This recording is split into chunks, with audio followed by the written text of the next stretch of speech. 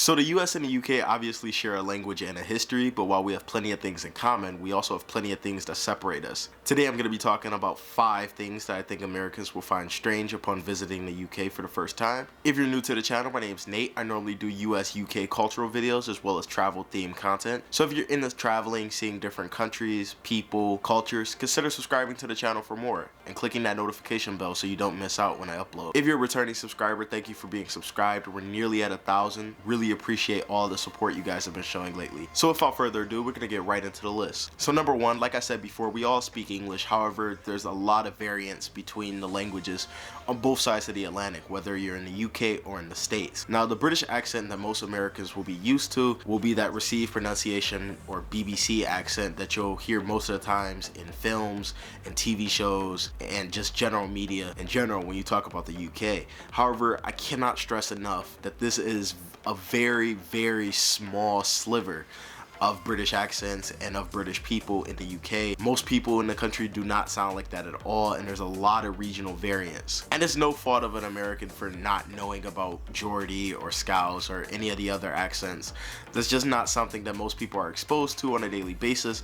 However, it is very nice to know that those exist, so when you do hear them, if you go to the UK and you do plan to explore outside of London, which I highly encourage everyone to do because there's more to the UK than just London and the South, then it'll be nice to know about these dialects and how they talk and some of their slang. Now, for the most part, British English and American English are pretty much the same thing, minus some spelling differences and just some words here and there. But if it's your first time in the UK, you can be really taken aback by how some things are called in the UK versus how things are called in the US. I'll probably have to do a completely different video on British words versus American words, but for the sake of today's video, I'm just going to be talking about the fact that there is a difference between the two. But it's nothing that a few days and getting used to the accent, but it's nothing that getting your ears and mind trained to listening for certain things won't get you over. And just so you guys feel more comfortable, to this day, there's still some accents that I struggle to understand in the UK, particularly like that Cardiff and Welsh accent. To this day, it's still kind of difficult. I still find myself lost at some point. So if you don't get everything right away, that's totally fine. Don't worry about it. People are completely understanding of that. Just be respectful about it and you'll be fine. Now, the next one I'm going to talk about is drinking, which I actually talked about at length in my How I Studied in the UK video. So if you've not seen that, check that out. I'll put it up there. Now, drinking is obviously something that's done in every country. It doesn't matter where you come from or what color you are.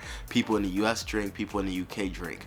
However, drinking, I would say, is more ingrained in British society and culture, and it's like a cornerstone of many British relationships. So in that sense, it's something that's a lot more prevalent and has a very more important role in British society than I think in American society. Also, things like going out and getting pissed and just nights out in general that revolve around alcohol, I would say in my personal experience, are a lot more common in the UK.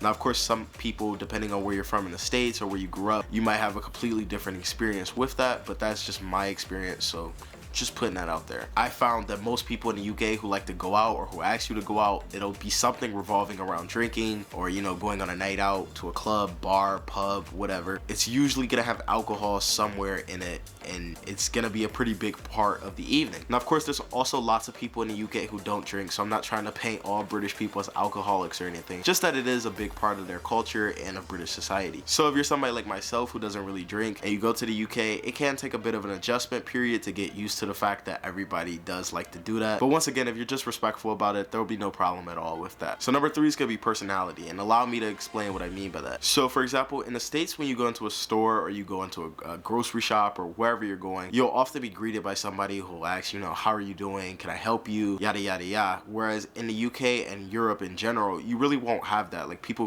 they'll let you go into the shop and they'll let you do your own thing. And then if you need them, you can feel free to come over and ask them a question, but they're not gonna come up and bother you about, you know, shopping or anything like that, which I actually really like because I don't like people, but there are some people who find that to be kind of rude and are turned off about Europe and the UK in particular because of that. This is not something to be offended by, guys. It is totally normal. In the UK and in Europe, people just generally don't, you know, they're not all like bubbly and excited all the time like how Americans are. Like, if you walk past an American, you'll get a smile and a nod, but in the UK, it's not like that often unless you're in certain like rural areas. Just just like in the States, if you're in the South, it's, you know, more slowed down and laid back. It's the same way in rural areas in the UK. But for the most part, people aren't really gonna be doing that. So just something to be on the lookout for. Don't be offended by it. It's just a different culture and society. And actually, if you think about it, Americans are really the weird ones because we go up to people and ask how you doing when we really just mean hello and things like that. So just beware of that. Next up is tipping. Now, tipping is something in the US that's usually used to supplement somebody's wages in the serving industry, because most servers don't get paid minimum wage because they're expected to get tipped. Now, in most other countries in the world, this would just be laughed at and thought of as really weird, which I already think is weird.